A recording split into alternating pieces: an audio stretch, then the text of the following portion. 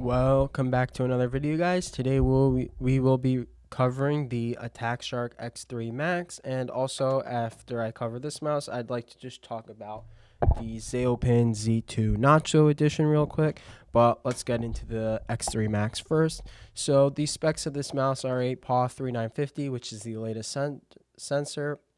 We have Omron optical switches, and then we have 4200 DPI. This mouse also supports 1000 hertz polling, and it has, as you can see, Bluetooth support, and then 2.4 gigahertz. I also want to just say that to get the dongle out from here is a little difficult. I don't know why they made it so hard, but let's also talk about the weight. This is advertised at 49 plus 2. Mine ended up weighing about 52 grams, so their weight is a bit wrong, but whatever, just 52 grams. And I will say, for the size of this mouse, these days 52 grams is a bit heavy for a very small mouse. As you can see with the Nacho Zaopin Z2, that this is a bit smaller than most standard mice. I'd say it's about the same size, even maybe a little smaller than an Mcho's AX5 or A5 mouse. So just keep that in mind. This is a small mouse. So in terms of software, this mouse does have a web software and a app software. The app software worked fine. It was an average software, no issues with it. The web software, though, did not load for me. I don't know if you'll have the same issue. And then again, in terms of shape, this is like a small kind of GPX type shape. You can use it for claw. You can probably use it for fingertip pretty easily, but I wouldn't, unless you have really small hands. I don't think it's going to be a good palm mouse.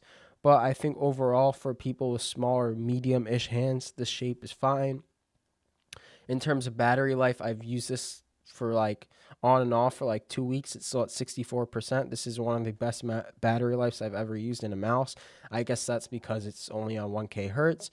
And then I do think it's a little weird that this mouse only supports 1K hertz because it has a 3950. I am assuming that Attack Shark just couldn't get a good implementation of 4 or 8K, so they just decided, let's release a PAW 3950 mouse and keep it at 1K just so we can release a PAW 3950 mouse. That is what I think, because also they had a X3max Pro which had a 4K dongle, and it was pulled, just assuming that their 4K sucks, and that's why they didn't use it. In terms of coding, the coding is pretty mid. It feels like there's almost no coding at all. If you like a good coding, don't buy this mouse. In terms of clicks, I can just put it right at the mic.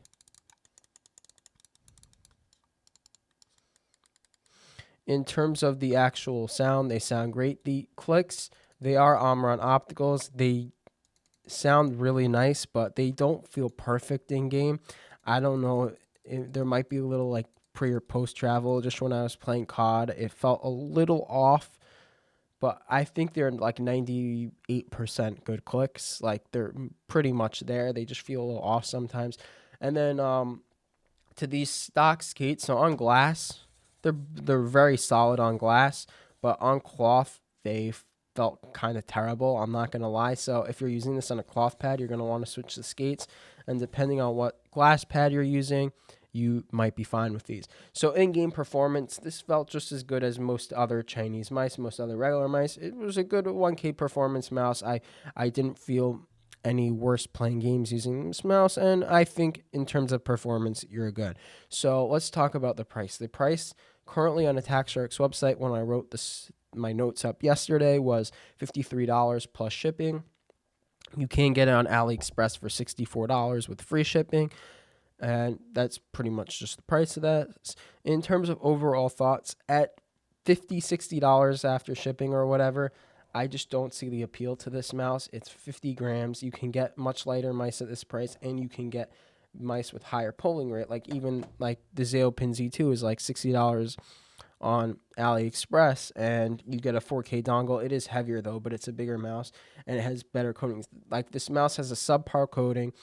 It's only 1K. It has a subpar weight. I just don't see the appeal to this unless you essentially want a mini GPX. Because if you want a mini GPX, this has the newest sensor. It has good performance, and it's just like a small, kind of similar to a GPX shape. So unless you want specifically a small shape like this, I'm not going to recommend this. Like if you do want to buy this, it's fine, but it's not the best mouse to recommend. So let's just get back into the Zaopin Z2. So I have a full review on my channel on the regular Zaopin Z2. You can go watch that, but there were some minor changes. So let's just talk about the data cable that will come with this mouse is now white instead of black, which makes sense because this is a white mouse. And then the coding is slightly improved. I definitely prefer this coding. So yeah, better coding, better cable.